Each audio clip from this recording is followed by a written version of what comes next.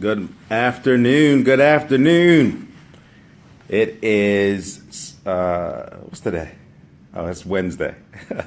It's Wednesday with all of its splendor. It is a beautiful day outside. I am having a promising day, a progressive day, and I hope that you are too. As I stated before, I promised you that we would dialogue more often, and I wanted to take the opportunity to have a dialogue with you so that we can plan our year out strong and we're approaching the second half of the year, and we want to make sure that we are in line, aligned, and walking in power and walking in our authority at the same time.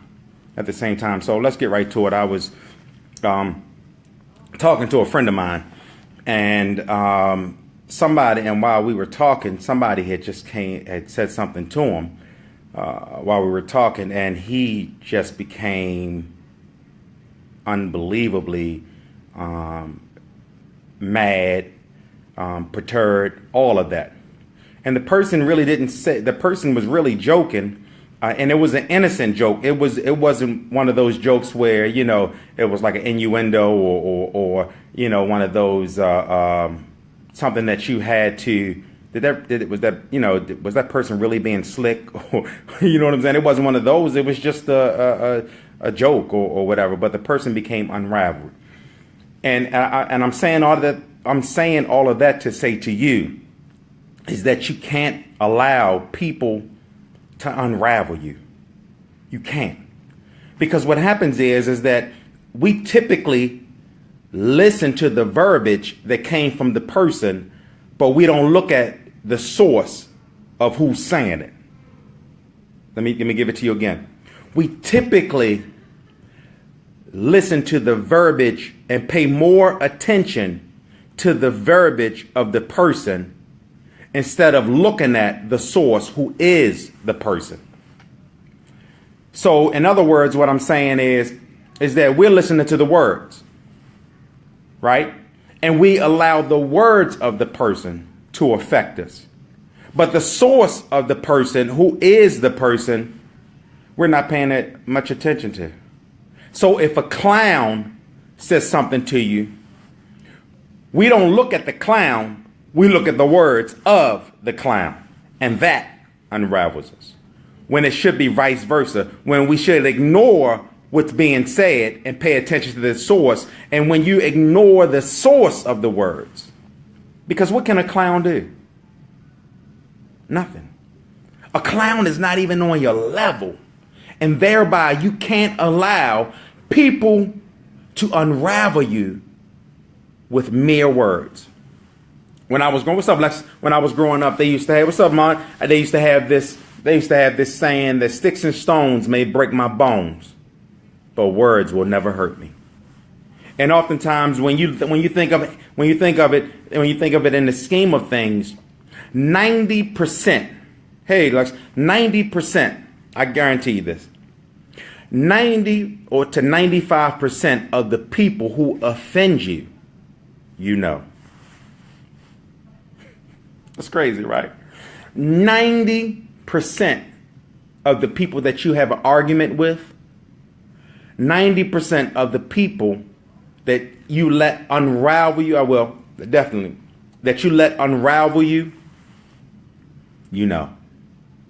and that's in your company frequently. A stranger says something to you, you ignore it.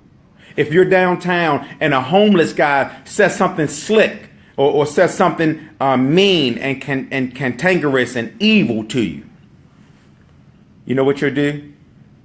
You'll just go ahead and ignore. Why? Because it's at that point that you look at the source. And when you allow them to unravel you, you become like them. When you allow a person to unravel you, guess what? So sure, you become like them. Yeah. Because when you allow a clown or a clowness, whatever you want, a girl, boy, whatever, To unravel you, you become a part. Hey, Cheryl, you become a part of their circus. You know, a couple years ago, you know, I listened to a lot of talk radio and things of that nature. And they had a doctor on from Johns Hopkins. And they were talking about the effectiveness of water.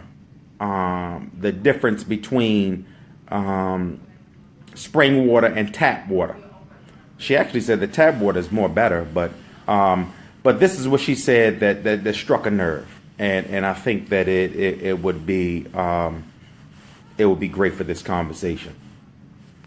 She said when spring water is in a bottle, it's different from tap water. She said, but once you spin the cap off of the spring water and you open it,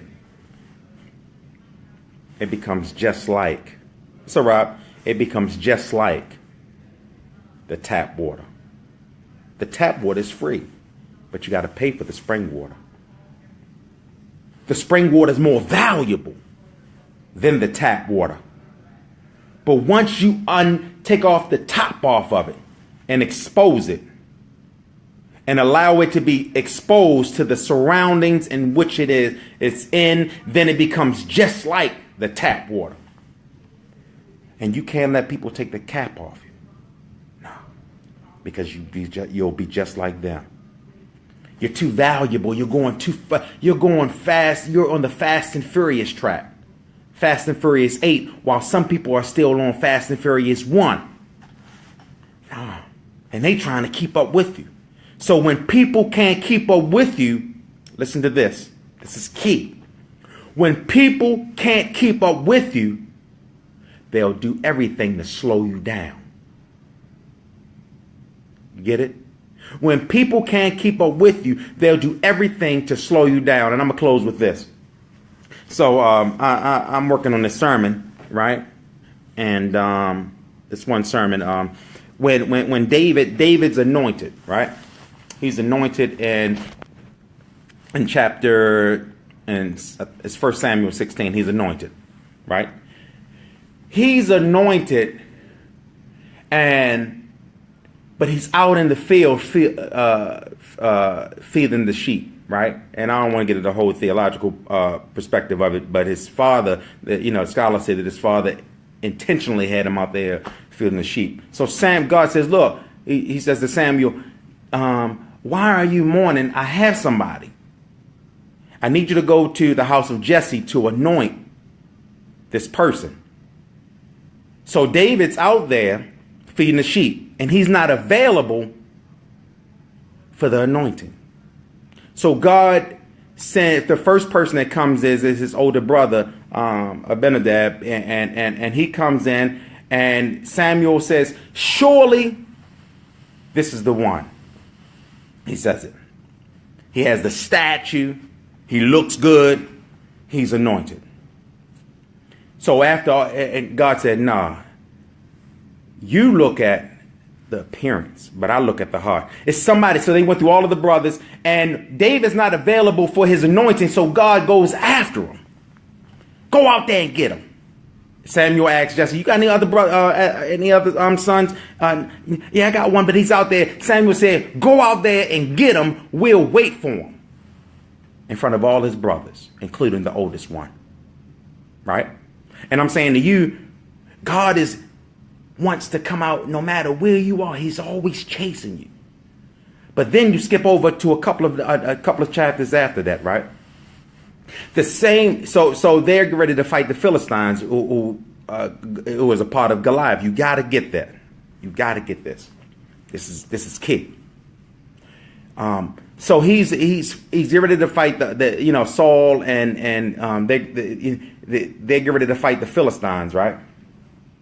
So Jesse doesn't send David down there to fight, but he sends David down there to feed his brothers, bring them some lunch. You got to get that. He's anointed in 16, right?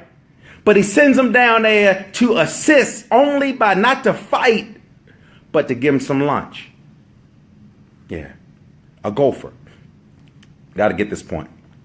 So what happens is that the same person that was overlooked in chapter 16, who was the older brother, says to David, what are you down here for? Go back and feed the sheep. I know your heart. Listen how he's talking down to him. I know you cruddy. I know you weak. He's talking down to him, dogging him out, trying to make him rethink who he is. Because he's mad because he wasn't anointed and he's not getting what he thought he should have got. So you know what he's doing to David? He's psychologically slowing him down. He's in the Fast and Furious 1 while David is in the Fast and Furious 8 because he's been anointed. So when people can't catch up to you, they'll either make you rethink who you are. They'll make you rethink your greatness. They'll make you rethink your relationship with God. And they'll do everything possible to slow you down. Ooh. And I'm saying to you, you got to stay on the fast track. Don't let them unravel you.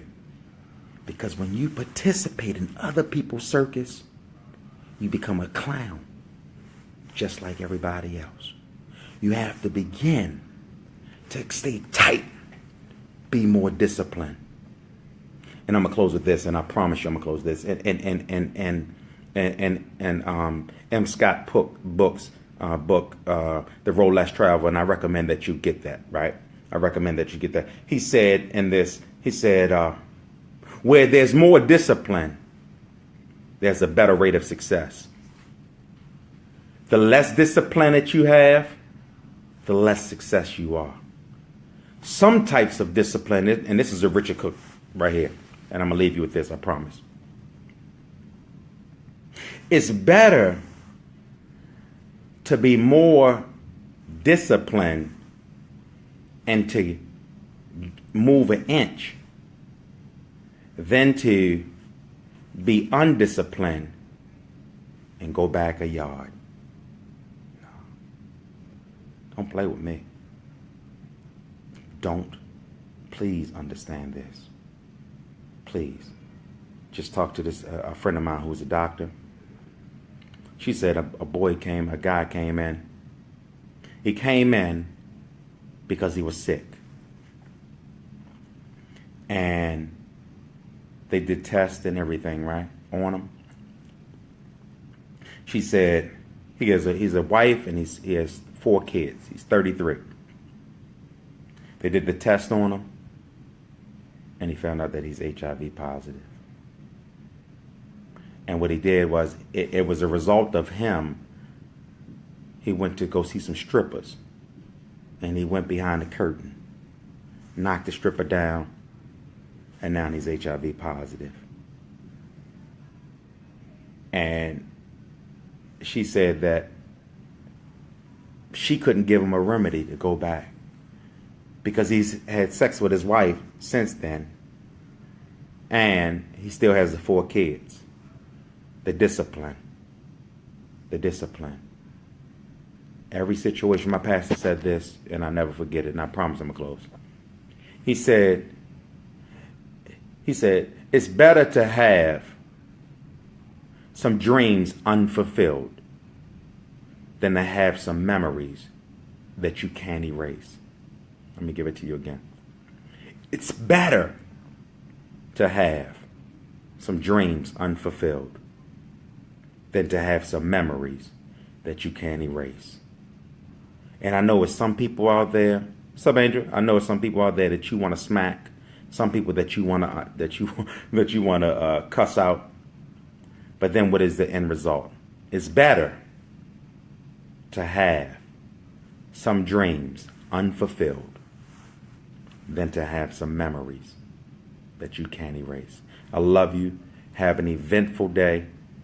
I promise you we'll dialogue. Let's pick it up. Let's pick it up on Fridays. We haven't talked relationship talk in a long time. So let's pick it up. Talk about some relationships on Friday. Man, I love you. I promise you that God has something in store for you. It's unbelievable. It's going to blow your mind. Let him be the first person you talk to in the morning and the last person that you talk to at night. Holla at your boy.